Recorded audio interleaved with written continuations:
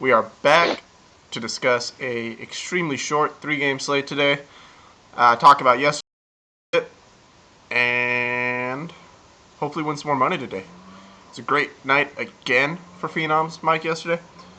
Had a couple people take down some GPPs. We had 2 GPP takedowns yesterday, and I personally finished second in a late night one.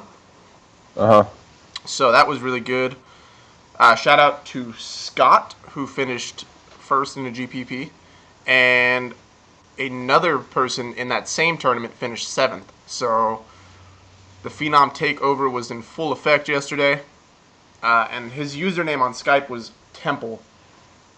So I apologize, I do not have the actual name, but Temple, 52, I believe. Yeah, one thing I noticed, just being from people, right after it ended, people kind of sharing their winnings and whatnot. I've noticed that people are becoming a little bit more sharp with their contest selection and strategy on slates like this. And so, if you guys are kind of new to the show, new to playing DFS, new to rocking with us, I think that's one of the bigger things we get questions about. And it's one of the more important things, too, is how much to bet, where to invest your money, what's the strategy like on a 3-game slate as opposed to an 11-game slate. And my biggest advice to you, ask the people, ask us, and just get in the habit of building lineups every day. Play quarter contests, play dollar contests. And if you like your lineups, then start to gamble. But build your lineups in there and get in the process of doing that every day. And I think you'll see some good results. I agree completely. I think one thing that people really seem to like, and it makes sense, is these 5-player tournaments where first and second win money, third gets their money back. So you have a 60% chance of just getting your money back. Mm-hmm. That's not a bad idea at all. And yeah, I think on DraftKings it's a little bit different. So that's on FanDuel. I don't know. Yeah, the 5-mans on DraftKings, the top 2 win money. So I know the $5 5-mans. Second place gets $750, and first place gets $15. So you get first out of the 5, you triple, but you still win something for getting second. So it's a little bit better return from a double up, but similar odds. Yeah, no, I like the strategy, though. I do. As far as yesterday, man, really, really, really low cash line. LeBron James was the highest scorer on FanDuel with 58 points. On an 11-game slate, that's crazy. That's low. So, that in itself, what's up, everybody? I see everyone starting to pile in. What's going on, people? Yeah. So, really, really low cash line. But if you had anywhere like probably 240 or over, you probably had at least a chance of cashing. Yeah, studs kind of did their thing last night. I mean, there was a couple mid-price guys that outperformed, but there really wasn't anybody that crazy outperformed their price in the mid-range. It was like trying to find a way to get a few studs in your lineup, I think, was how you took down. Going balanced didn't really do anything for you yesterday. Like, I know the line that made me the most money had Isaiah, Jokic, and LeBron, and I went stars and scrubs pretty much. See, how about this? Jokic is the 4th center since the merger to have 4 triple doubles.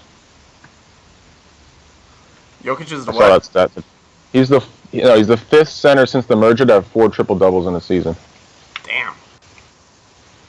Thought that was an odd stat.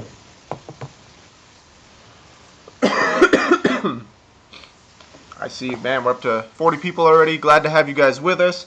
See, we got a couple people on their day off.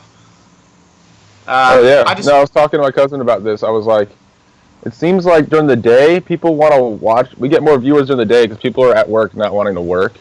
And then on the weekends, we get more viewers at night because people are like up late trying to do stuff, Mm-hmm. Well, so I just want to put a little clarification on that as well.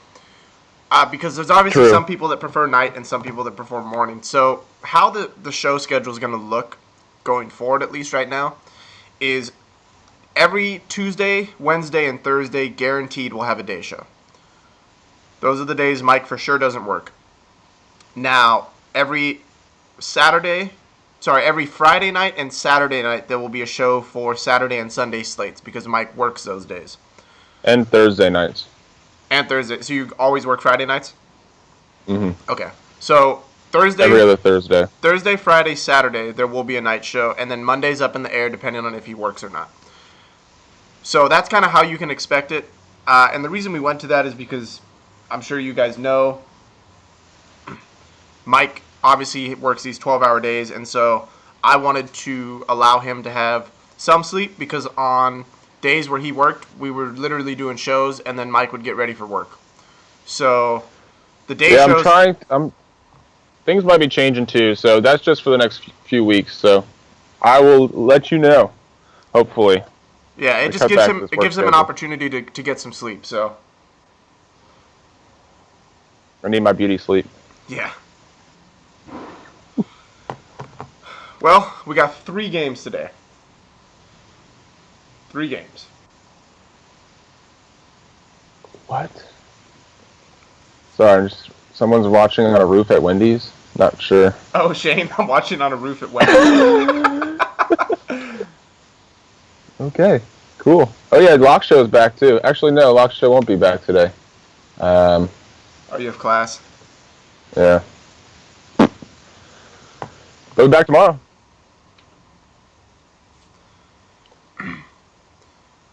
So, OKC Portland, Golden State Chicago, and Charlotte and Phoenix. Off the top of my head, I'm targeting OKC Portland today.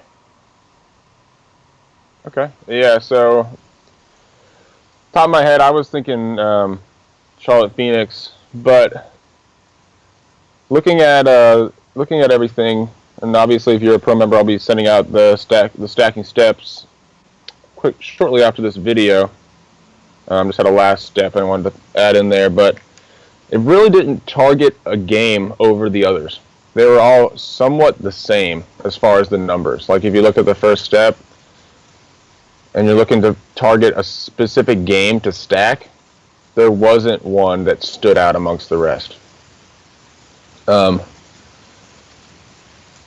the Golden State Chicago game did have a little bit of a larger over-under when it comes to fantasy points comparatively to their over-under, but again, with no Durant, I think that's somewhat skewed a bit. So, by the way, just to touch on Durant, someone asked me, should you stack the other 3?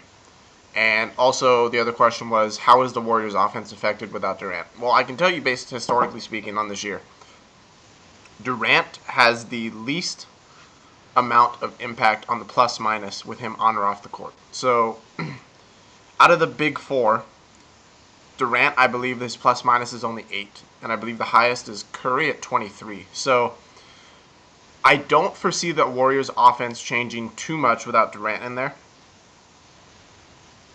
And statistically speaking, it doesn't change too much without him in there. So, yeah, I saw that too, and their offensive rating doesn't change much either. But it's the defensive side of the ball I did see that does have potential to change. Now, this would be his first game this season? This will be the first game this season without him, right?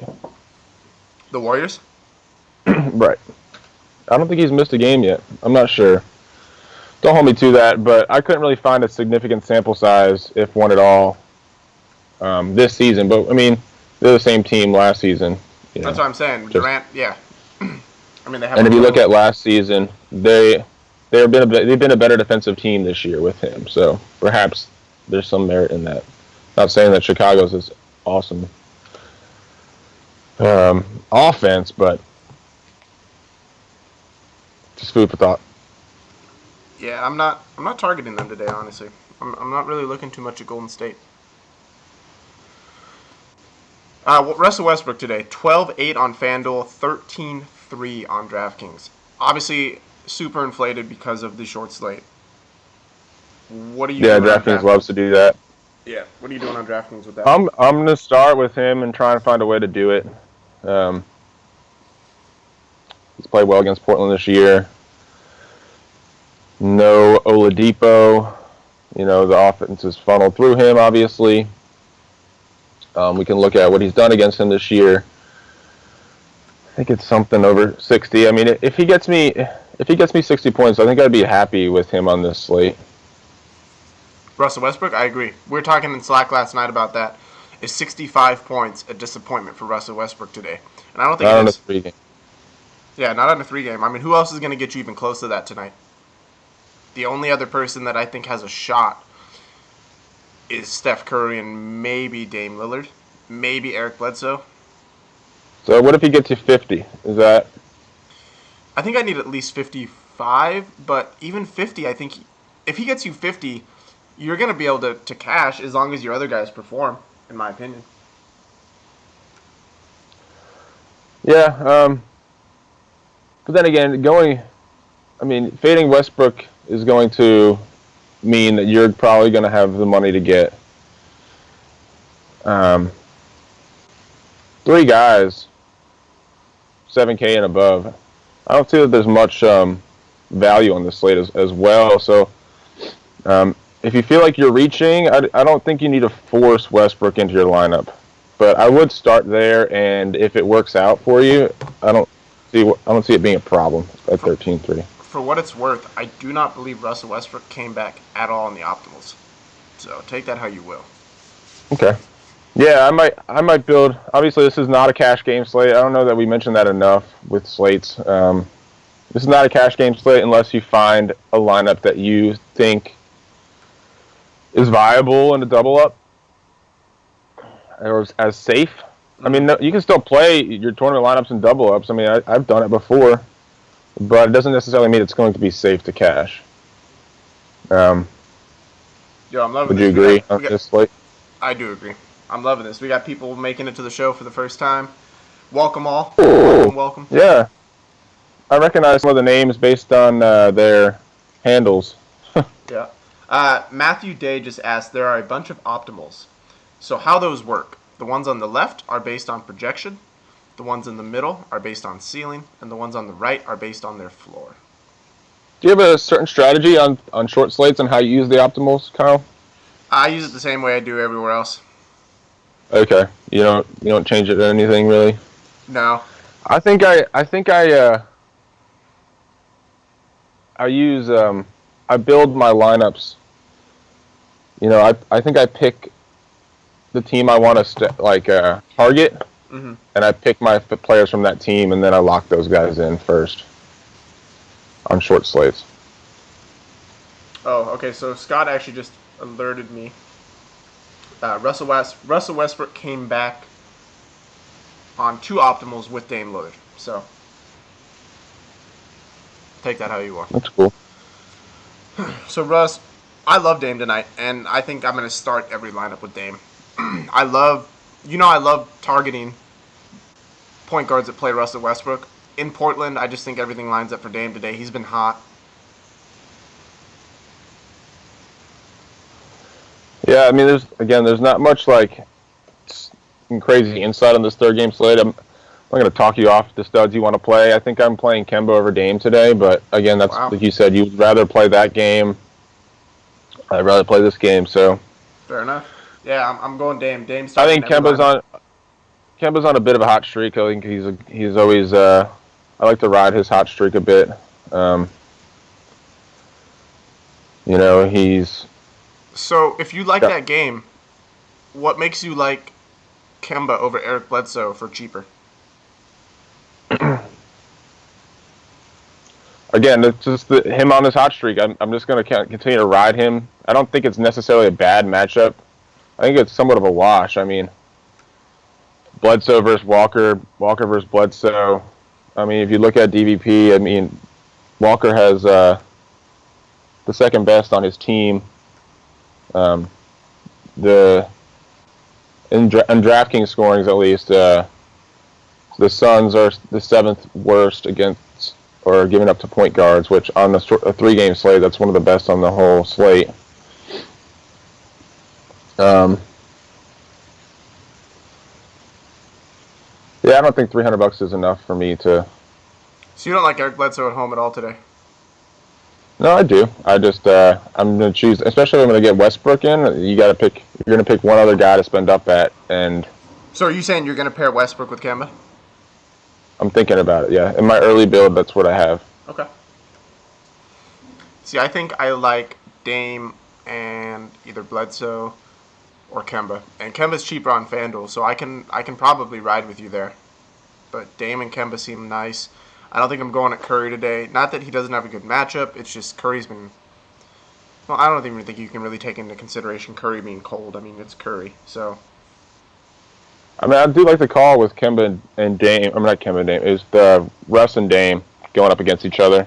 Yeah, if you can manage to fit those two together, I mean, you'll get a lot of points, but you limit yourself what you can spend elsewhere.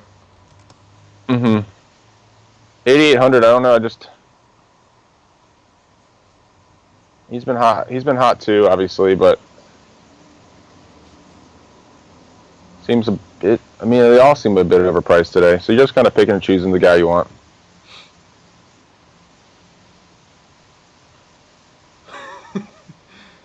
Mike, am I late? Am I late? No. Mike Lowry comes in. He's like, "Am I late?" Not really. We're still on point guards. Yeah. Or I guess we're on shooting guards now. There you go. So if Depot doesn't play, does CJ McCollum become a lock? Not if. No, I don't think so. No, What makes you say that? Not against Sabrinas. No, because CJ's been off and Dame has been hot. You know, I mean, this could be the game where it switches. Obviously. Okay, so let me ask you this. Okay, so let's talk about players in this price range, right? They're all similar price today. In the 7,000s, you have Clay, Dwayne Wade, CJ, and Batum. Give me two. I think I'm going Wade and Clay. Interesting. See, I'm going the exact opposite. That's opposite. I'm going Batum and CJ if I have to pick between those two. I think Batum and CJ are the two guys that have been struggling. Wade I picked just because recently he's possessed a high usage rate, and I think this is going to be a higher scoring game. I think Golden State's going to control the pace in this game, and he could be in line for an uptick from his average. Clay, I just picked him because Durant's not there. That's literally the reason why I picked him. Do the road splits worry you at all?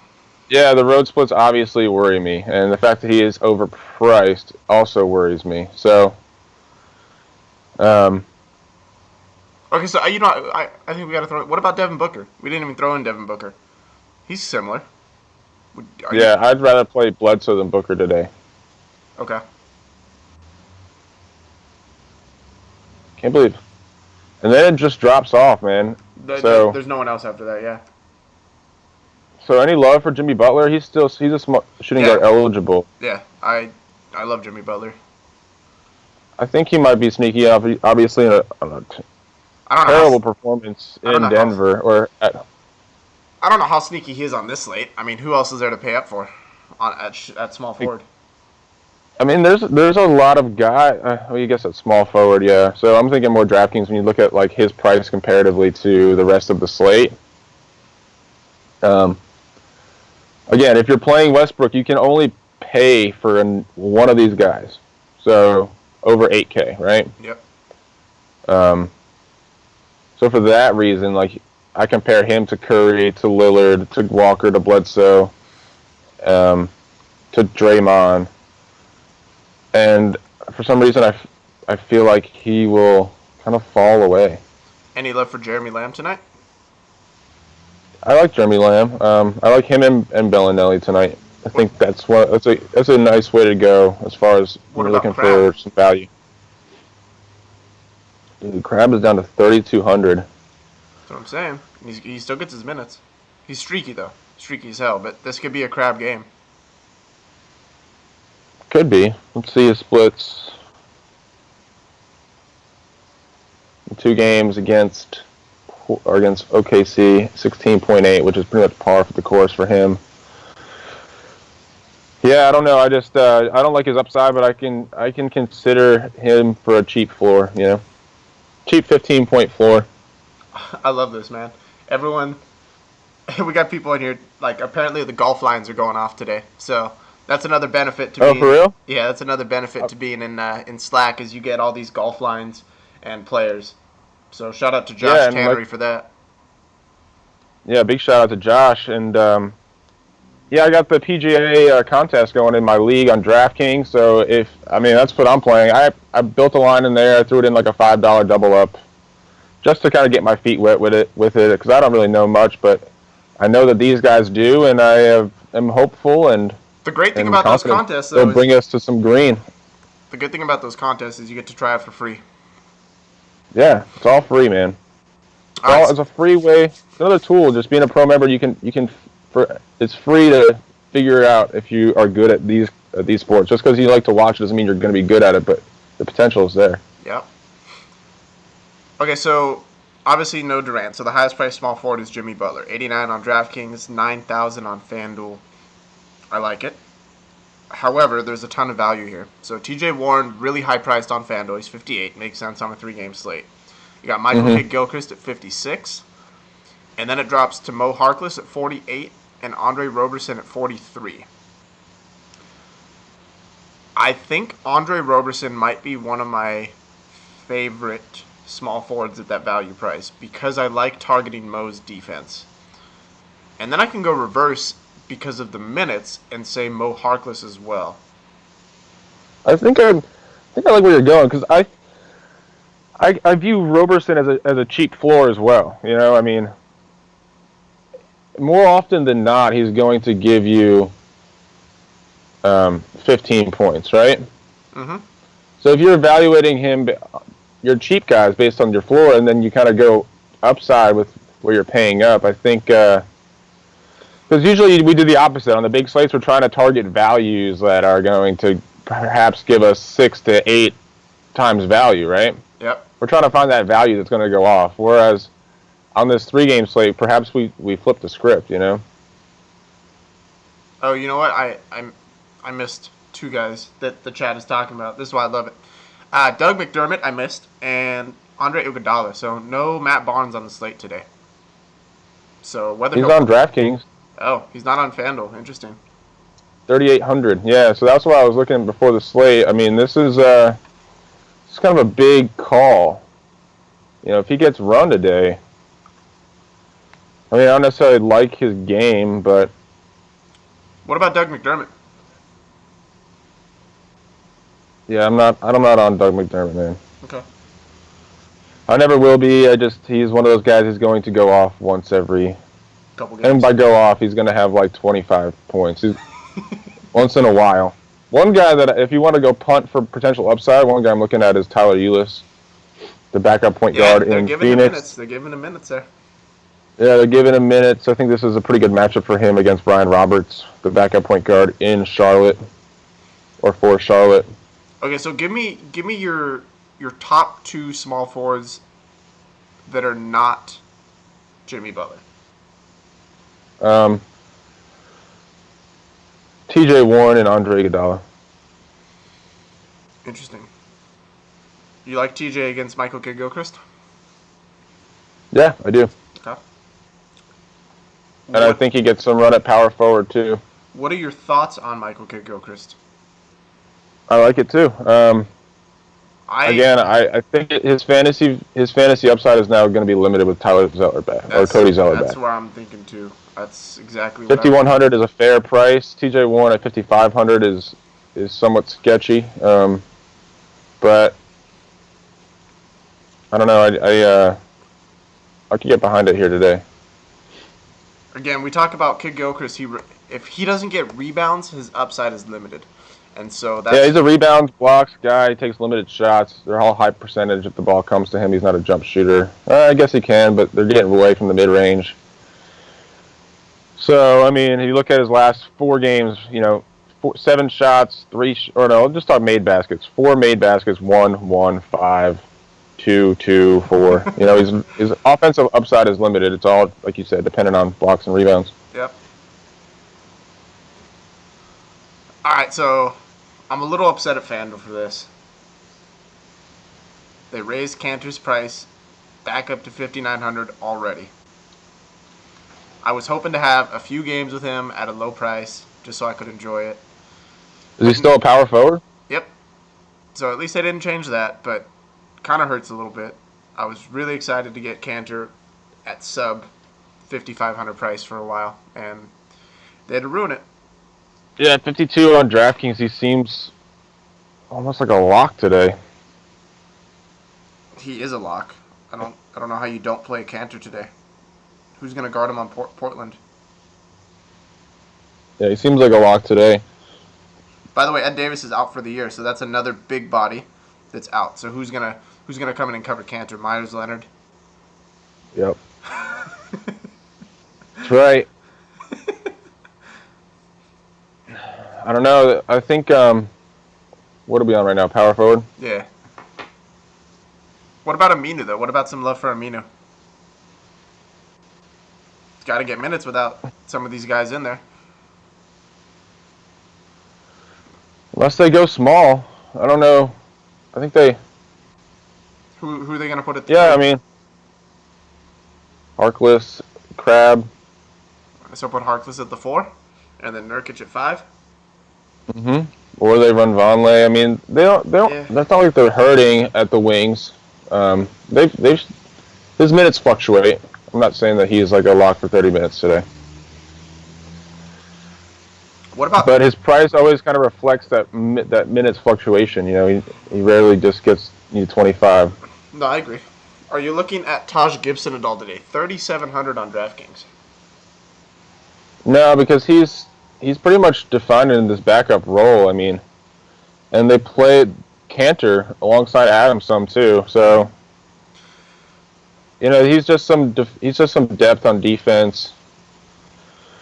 Perhaps he gets some extra run if this game's close, because Cantor is not a good defender. Mike, be careful. Be careful. He is. He's a very skilled offensive player, but he's a terrible defender. Just be careful what you say about Cantor. Well, I'm again the unbiased. You want some unbiased analysis? No, I agree with you though. Cantor's not a defender at all. He is very skilled. He's done some ballerina moves around some of the best big men. So Myers Leonard's a no. Sabonis is a no. Layman's a no. Green, I think you have to look at against Chicago. Obviously, no. Durant, price skyrocketed, but I don't know. I feel like Green has a very limited ceiling. Draymond?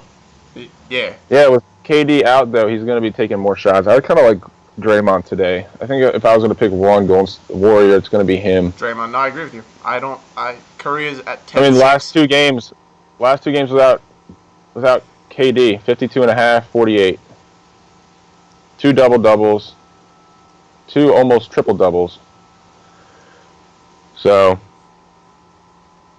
I think that's almost too cheap. Portis or Mirotic? Definitely going to stick with Mirotic. Although I think I'm looking at. I want to target this power forward spot in Phoenix. So I'm curious as to how to do that. No, like targeting Chris, like with going against Marvin Williams or Kid Gilchrist or Warren, or not Warren, or Kaminsky or Zeller. Zeller, I think is back. Zeller, I think is a GPP play. With Zeller back, I think he's still going to play center. I think Kaminsky. They did play alongside each other for a little bit. But at 7,200, I don't know how much I'm enjoying that. So I'm looking at some Marvin Williams. I also have Marvin Williams in my player pool. He had 34 minutes in the last game, even with Cody Zeller back. Kaminsky and all that. Yep, no, I agree. I think I'd rather play him than Aminu or Mirotic. Yeah. Yeah. Although I think I still stick with Warren over Marvin Williams. Marquise Chris. With that said, though, we gotta bring up the centers, right? We're talking about that situation. So, okay. Alex Len, Alan Williams. Yep. Who are you going with? Why? I don't know that I really feel the need to go either. I know this is kind of a place to target the center spot, but I don't know. I think you can. Charlotte can't rebound to save their life, right? We've covered that.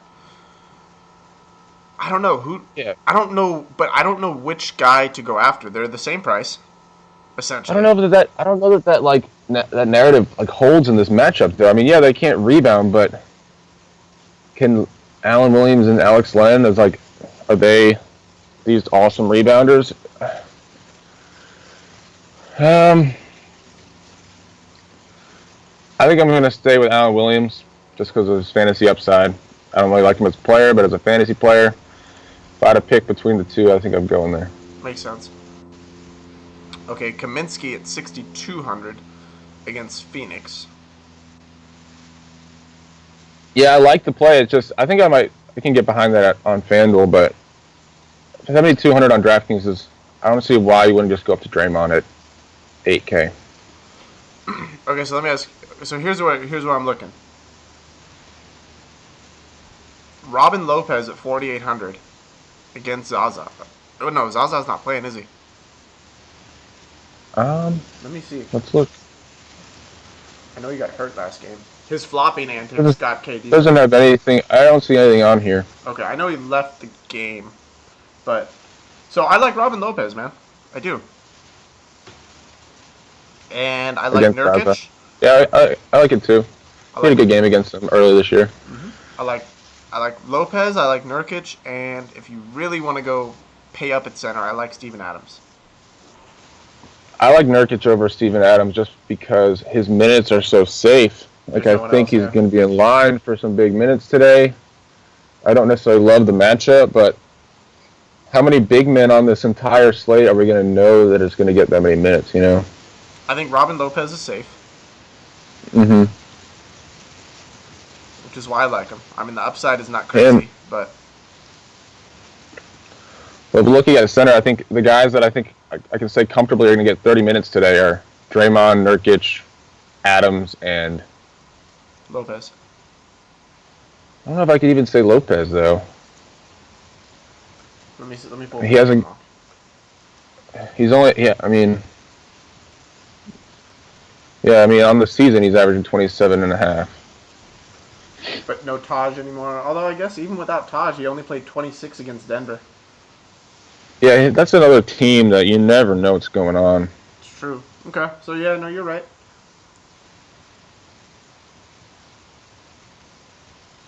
And, I mean, I guess you can make the argument, like, how do you even say Nurkic get 30 minutes? I don't know, it just feels like he's their guy now, right? Over his last three, 35, 21, 34. And it's a huge one game where it's a huge correlation as well. 35 minutes, 32 points. 21 minutes, 17 points. 34 minutes and 40 points. So. Yeah. Again, that seems somewhat unsafe. So I don't know. I don't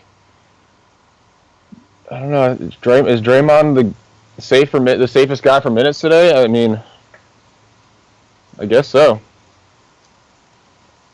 At center on DraftKings. On FanDuel, I would probably go Adams if I was picking minutes. Yeah, I think Adams is safe for minutes. Yeah, there's just not a lot to choose from though. I could get behind some Zaza, I guess, for super cheap.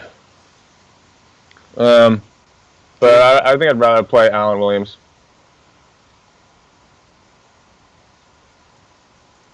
Do you think Alan Williams is chalky today?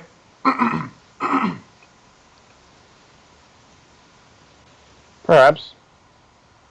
I don't know if I could say that. I don't know if you have told you guys this, but I don't really watch or listen to anybody else. No, I know, yeah. So I don't really know what chalk is besides from what you guys tell me. And I feel like that's kind of what pushing chalk is there's a lot of people out there that don't give unique or their own analysis. They kind of just talk about what everyone else spread does. it all around. Yeah. But I don't know that you really have to be much concerned about. I guess I don't think you're concerned just with play your ownership guys. today. I mean, you can't be concerned much about prices either.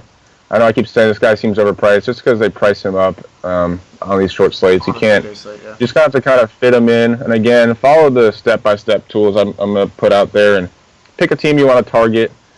Kind of find the guys that are getting the minutes and getting the usage, and just kind of run with the numbers. I've had success with it, and I hope you guys have as well.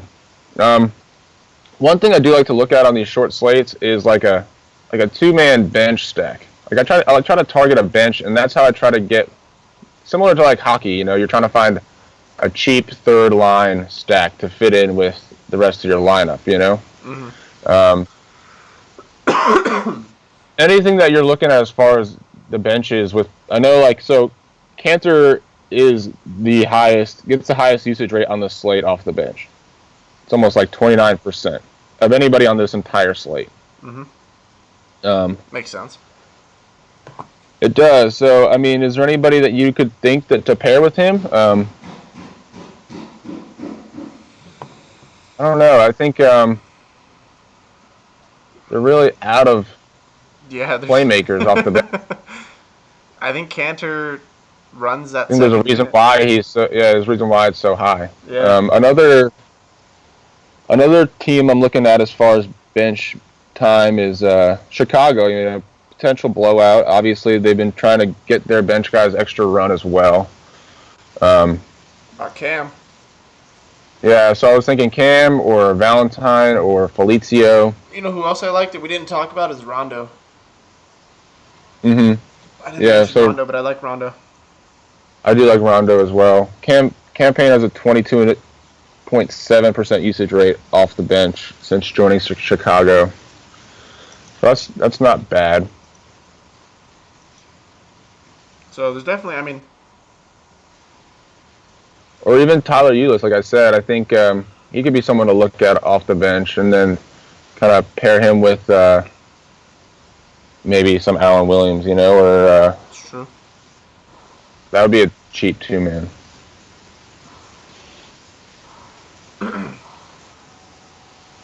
Any other kind of strategies you put into play with this short slate? Man, I don't really vary too much from my normal strategy. I really just... What about building multiple lineups? Do you stay with your exposure into one game and kind of pick different players, or do you try to build a lineup for each game? No, how I usually try and build a lineup regardless of slate is I find guys that I really like, right? So, like I said, I'll lock in Dame. I'll lock in Cantor. And I just try and build around them, and I'll change one or two guys, but I don't really get away from my strategy regardless of slate. Like, I never advise... I know there's a huge strategy of rostering a late game guy, right? So everyone always talks about you have to have a late game guy. Points are points, right? You have 9 guys that are going to get points. And so the theory of you needing a late night guy to cash statistically doesn't matter. Makes sense. And I feel like too often people get away from the strategy of rostering the best matchups and the guys in the best matchups just to fit in a late night guy. And so, like, for example, we have on the slate tonight OKC and Portland. It's just going to happen to be that I'm going to have a lot of guys that are, and I quote, the late night guys, right? Because that's the game I'm targeting. But if the late night game was Golden State Chicago, I'm not going to have a lot of guys from that game because I'm not targeting that game. And so I don't think you vary too much from your strategy your roster building strategy regardless. I think you stick true to what works for you and you build from there. Mm-hmm. Yeah, no, and essentially it's the same thing, you know. It's just you have to. Everything's gonna have to garner some consideration as into like What are other people going to do? If everybody's going to target this one game, which on this slate, it's not going to be that way. We saw, I don't know, probably like last week where it was obvious the game to target was Cleveland, Minnesota. I don't know if you remember that slate. Mm-hmm. And it paid off that way. Obviously, you could have went contrarian and did something else, but this slate, the numbers really aren't pointing to any one game. And so I think going with your normal strategy is completely fine. By the way, I just want to. So here's the reason I mentioned this, right? So let's look at the other night with that Houston and was it Indiana? Houston, Indiana.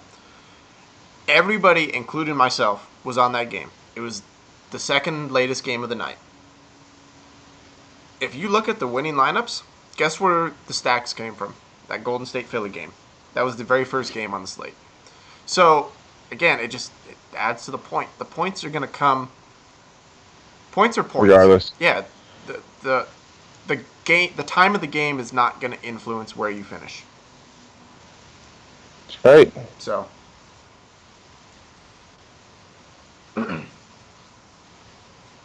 Just something to look at. But yeah, again, don't vary too much from your slate. All right, to finish it off. Thank you guys for tuning in, of course. Thank you guys for all the support that we've been receiving. I love it, man. The Facebook group is still going. The Slack group is absolutely going off. As you guys can tell, we have a ton of golf in here. So golf is going off today. Hockey's still going every night. Just, again, Slack is covering everything. For those of you that want to play and try different sports, things like that.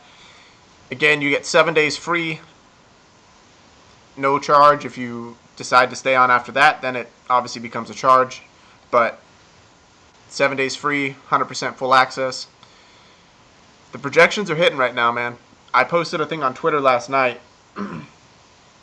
And as anyone that projects knows, minutes are the number one key or factor in terms of getting an accurate projection. And this isn't to toot my own horn, but the minutes have been really spot on. And so I think as the season has gone on, just kept fine-tuning the formula. It makes me more excited for baseball. Baseball is going to be tricky. Especially in today's NBA, getting these minutes down is somewhat of a pain in the butt. Yeah, no, it is. It's tough, and I don't know, man. I guess we're gonna shout out who won our contest last night. Go ahead, yeah. Forgot to do that earlier today. Sorry about that. Trying to think. Andrew said 10 of the 15 optimals hit the cash line last night. On DraftKings? I think FanDuel, but that's FanDuel. A good showing. Hell yeah, it is. So use them to your advantage. Like we keep saying, find the best strategy for you on how to use the optimals. Someone just asked, how do you get the free trial? The free trial, so the link to sign up is below in the description. It's that PayPal link. Click on that. It'll take you where it needs to. You get 7 days free, $9.99 after that. And then as soon as it's done, I add you in on everything, and you're good to go. That's right. So K2 Temple Owl was our top scorer on DraftKings by almost a 30-point margin. And while the next 5 people were all within 5 or 10 points. So he just had one of those lines last night that did damage. 295.5. I know that was some big money. His top 2 scorers were LeBron and Jokic, which I think were probably the top 2 of the night. Man, he had Isaiah Thomas too, so he just did what I did, but did it a little bit better, I guess. So yeah, congrats, man. FanDuel. I think I came close to winning FanDuel yesterday. I didn't play any money on FanDuel, and I probably should have. Let's see. What was the high score? What was my score? No, the FanDuel high score. I'm pulling it up. I think mine was 283.5. Which 307.7. Jags 23. Yeah, 307.7 was the winning line. His top two were LeBron and Anthony Davis. It's a good stat. This dude took a punt on Lance Thomas and got 22.5. Yo, you know who was a really good punt last night? A Jinxa. Dude had 25 points at minimum salary. I know, and I kept hollering out Demo, and they played this dude. Whatever. I was in the right area there. Just happens, man. That's what I'm saying. With today's NBA, you never know who's going to get the run. 307.7 would have won the trip to Miami. Whew. Damn. Yeah, we had a DraftKings optimal that hit 321 last night. I believe. Let me double check. Here, I'll pull it up right now, actually. Out Mike's Mike. Yeah, you did. Whatever, man. Here, let me show you guys, just so you can see. Yeah, Belincha was the play last night. That dude, no one could have predicted that. All right, DraftKings optimals. No, I looked at them. I just thought that they were going to give Donatus the run, not the dude that had been sitting on the bench for 2 weeks. Just kidding. The highest one last night was 242. The FanDuel was the one last night that did well. That one, we had a high score of 289 right here. 289.5. That would have placed in the top 20 in my $10 single entry. Yeah. I should have played some money on FanDuel. But the 283 would have done work. 3 out of the 5 floor optimals cashed last night. I played them all. And obviously the 221 and the 231 didn't cash, but the others did. So... So, with these contests, I've been getting a lot of feedback, and I've been debating whether or not I should just kind of release my entire points database. So even if you're not in the top 10, you can kind of see how many points you have. So that's just something I've been thinking about, and if you have that all on a spreadsheet, right? Yeah, it's all on a spreadsheet, so I just have to share it with you guys. So if that's something you wanted me to do, or if you just want... Yeah, let's put that in Slack.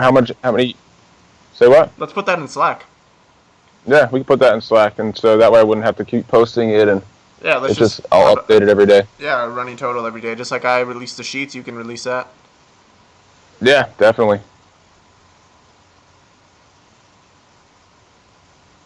So... But, yeah, so I'm going to go in and... finish up the last step of the stacking. I will post that and email it out to you guys if you are members. Otherwise, no lock show from me. So I'll be playing pretty light. His last day of class tonight. That's right. So look forward to the lock shows coming back on Tuesday, Thursdays. Yep. Well, all right, guys. Thank you very much. Again, if you have any questions about the subscription or free day trial, whatever, you can email me. If you have any questions, message me on Facebook, all that stuff. I'm available everywhere. So hit me up, let me know. I'll be happy to get you situated and set up. Sheets for today are already out. I will release some updated ones depending on what news comes out later. I don't even know if there's different slates today. Is it all just one slate? No, there's 2 on DraftKings. There's a late. Well, you'll have that then. I'll update it with the slates. There's one on FanDuel as well. Okay, so I'll release the updates in a little bit. So look forward to that. But yeah, man, thank you guys for tuning in. Appreciate it all. Again, appreciate the support. You guys are awesome. So I'll talk to you guys in Slack.